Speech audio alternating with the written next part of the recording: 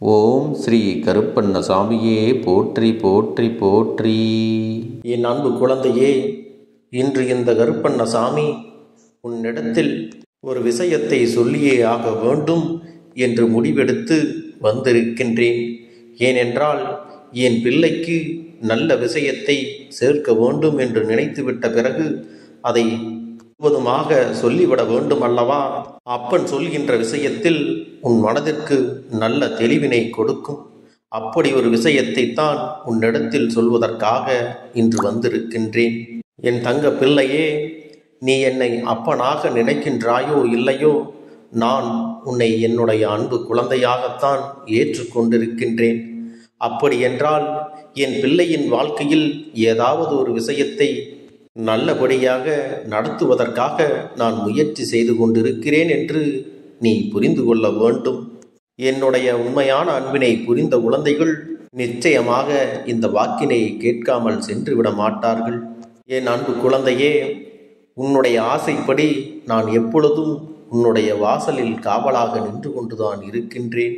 அது மட்டுமல்ல, நீ செல்கின்ற பாதையிலும் இப்பொழுதெல்லாம் உனக்கு உதவிகள் தேவைப்படுகிறது, தைரியம் தேவைப்படுகிறது என்று நினைக்கின்றாயோ, அப்பொழுதெல்லாம் உன் மனதிலே நான் புகுந்து உனக்கு தைரியத்தையும் மன வலிமையையும் கொடுத்து கொண்டுதான் இருக்கின்றேன். அதனால்தான் என் அன்பு பிள்ளையே, இப்பொழுது சில காலமாக நீ தைரியத்தோடு எல்லா விஷயத்தையும் செய்து கொண்டிருக்கிறாய் அல்லவா? உன்னை பற்றி ஒவ்வொரு விஷயத்தையும் நான் நன்றாக தெரிந்து வைத்திருக்கிறேன். உன் வாழ்க்கையில் நடக்கின்ற ஒவ்வொரு விஷயத்தையும் நான் கவனித்து கொண்டுதான் வருகிறேன். எல்லா நிகழ்வுகளையும் நீ எப்படி நடந்து கொள்கிறாய், எப்படி உன்னுடைய குணங்கள் இருக்கிறது, எப்படி நேர்மறையான எண்ணங்களை அதிகமாக வைத்திருக்கிறாய் என்பதையெல்லாம் இந்த அப்பன் கவனித்து கொண்டுதான் இருக்கிறேன். அது மட்டுமல்ல, உன்னுடைய கஷ்டங்களையும் உனக்கு வந்த பிரச்சனைகளையும் நான் பார்க்காமல் இல்லை. நீ கேட்கலாம், அப்பனே, இத்தனை காலமும் சில விஷயங்களிலெல்லாம் நான் கஷ்டப்பட்டு என்ன செய்வது என்று தெரியாமல் குழம்பிக் கொண்டிருந்தேன் அல்லவா? அப்பொழுது நீ எனக்கு உதவிகளை செய்திருக்கலாமே என்று கூட கேட்கலாம். என் அன்பு குழந்தையே, ஒவ்வொரு நாளும் நீ நினைக்கின்ற விஷயங்கள், உனக்கு வருகின்ற கஷ்டங்கள் எல்லாம் எனக்கு தெரிந்தாலும் உன்னுடைய வாழ்க்கையில் சில விஷயங்கள் இப்படித்தான் நடக்க வேண்டும் என்று இருக்கிறது. அதை யாராலும் மாற்ற முடியாது அல்லவா? என் பிள்ளை சில கஷ்டங்களை எல்லாம் அனுபவித்தால்தான் வாழ்க்கையை முழுவதுமாக கற்றுக்கொள்ள முடியும். நீ கற்றுக்கொண்ட பாடத்தில் இருந்துதான் மீண்டும் அந்த கஷ்டங்கள் உனக்கு வராமல் எதிர்காலத்தில் அதையெல்லாம் நீ தவிர்க்க முடியும் என்பதை நீ மறந்துவிடக்கூடாது. இன்னும் உனக்கு சொல்ல போனால், இந்த கஷ்டங்கள் எல்லாம் உன் வாழ்க்கையில் வருகிறது. உனக்கு கஷ்டங்களை கொடுத்தவர்கள் எல்லாம் யார் யார் என்பதையும் உன்னால் தெரிந்து கொள்ள முடியும். உன்னுடைய கஷ்டத்தில் யார் உனக்கு உதவி செய்தார்கள் என்பதையும் உன்னால் உணர முடியும் அல்லவா? உனக்கு அதையெல்லாம் அடையாளம் காட்டுவதற்காகவே இந்த கஷ்டங்கள் எல்லாம் உன் வாழ்க்கையில் வருகிறது. யாரை நீ நம்ப வேண்டும், யாரை நீ நம்பி இருக்கக்கூடாது, உன்னுடைய எல்லை எதுவரை இருக்கிறது, எதையெல்லாம் நீ ஒரு நாளும் செய்துவிடக்கூடாது என்பதையெல்லாம் இது போன்ற கஷ்டங்களும் சோதனைகளும் தான் உனக்கு உணர்த்துமே தவிர வெறும் வாய் வார்த்தைகளால் அதையெல்லாம் தீர்த்துவிட முடியாது. ஒரு முறை இதையெல்லாம் நீ பட்டு அனுபவித்து விட்டாய் என்றால் அது உன் வாழ்க்கையில் மீண்டும் வராதபடி நீயாகவே பார்த்து கொள்வாய் அல்லது தவிர்த்து விடுவாய் என்பதை மறந்து விடாதே. ஆனாலும் உன் அப்பன் இந்த கஷ்டங்களிலிருந்து எல்லாம் நீ மீண்டு வருவதற்கான வழிகளை நான் செய்து கொண்டுதான் இருக்கிறேன் என்பதையும் உன்னால் மறுக்க முடியாது.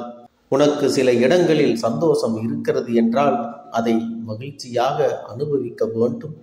எங்கே இதன் பிறகு நமக்கு கஷ்டம் வந்து விடுமோ, நாம் அதிகமாக சந்தோஷப்படுகிறோமோ என்றெல்லாம் நீ பயந்து கொண்டிருக்கக்கூடாது. என் அன்பு குழந்தையே, வாழ்க்கையில் இன்பங்களும் துன்பங்களும் மாறி மாறித்தான் வரச் செய்யும். ஆனால் இன்பம் வரும் பொழுது சந்தோஷமாக இருப்பதும், துன்பம் வரும் பொழுது ஐயோ எனக்கு துன்பம் வந்து விட்டதே, இனி என்ன செய்வேன் என்று புலம்புவதும் வாடிக்கையாக இருக்கக்கூடாது. இந்த சூழ்நிலைகளை எப்படி கடந்து வர வேண்டும், அடுத்து என்ன செய்ய வேண்டும் என்பதை பற்றிதான் உன்னுடைய சிந்தனைகள் இருக்க வேண்டுமே தவிர ஒரு நாளும் உன்னுடைய கஷ்டங்களை பார்த்து நீ பயந்து நிற்கக்கூடாது. என் செல்ல குழந்தையே, சில நேரங்களில் நீ சிரிப்பதற்காகவே பயப்படுகின்றாய்.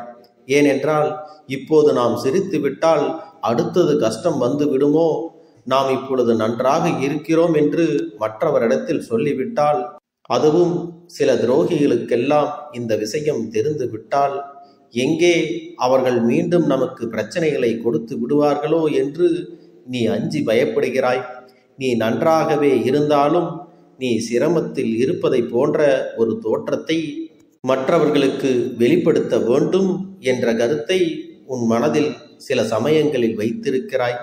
மனதில் இருக்கின்ற அந்த எண்ணங்கள் தான் உனக்கு எதிர்மறையான எண்ணங்களையும் உருவாக்கி விடுகிறது. என் அன்பு குழந்தையே, நீ ஒருவரிடத்தில் உன்னை பற்றி பெருமையாகவும் உன்னுடைய வாழ்க்கையில் நடக்கின்ற விஷயங்களை பற்றி சந்தோஷமாகவும் சொன்னாயானால் அந்த நேரத்தில் உடனே உனக்கு கஷ்டங்கள் வந்து விடுகிறது. அது போன்ற நபர்கள் எல்லாம் உன் வாழ்க்கையில் நீ தவிர்த்து விடுவது நல்லது. ஏனென்றால் அப்படிப்பட்ட சிலரால் தான் உனக்கு கண் திருஷ்டியும் ஏற்படுகிறது. அதன் காரணமாகத்தான் என் குழந்தையே உனக்கு அடுத்தடுத்து கஷ்டங்களும் வந்து விடுகிறது. அதனால் நீ கண் திருஷ்டி படாமல் உன்னை நீ பாதுகாத்து கொள்ள வேண்டும்.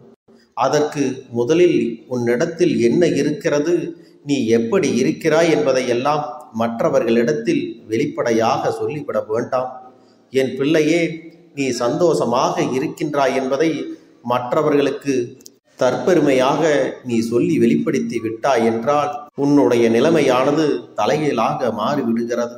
என் அன்பு பிள்ளையே, மற்றவர்கள் உன்னை பார்த்து என்ன நினைக்கிறார்களோ அதையெல்லாம் நினைத்துவிட்டு போகட்டும். நீ எவ்வளவு கஷ்டப்படுகிறாய், எவ்வளவு சிரமத்தில் இருக்கிறாய் என்பது எல்லாம் இந்த அப்பனுக்கு மட்டுமே தெரியும். மற்றவர்களுக்கு இது தெரியாது அல்லவா? அவர்களுக்கு உன்னுடைய ஒரு பாதி மட்டுமே தெரியும், மறுபாதி தெரியாதல்லவா? ஏனென்றால் எப்பொழுது உன்னை சுற்றி இருக்கின்ற உலகம் எப்படிப்பட்ட உலகம் தெரியுமா? நீ ஒரு நல்ல விஷயத்திற்காக மற்றவர்களிடத்தில் உதவி என்று கேட்டால் அதை செய்ய மாட்டார்கள்.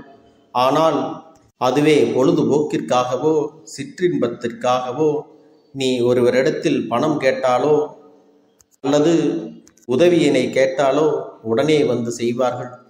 நீ இன்று இருக்கக்கூடிய சூழ்நிலையில் மற்றவர்களிடத்தில் ஏதேனும் உதவியை கேட்டால் கூட உன்னை ஏளனமாகத்தான் பார்க்கின்றார்கள்.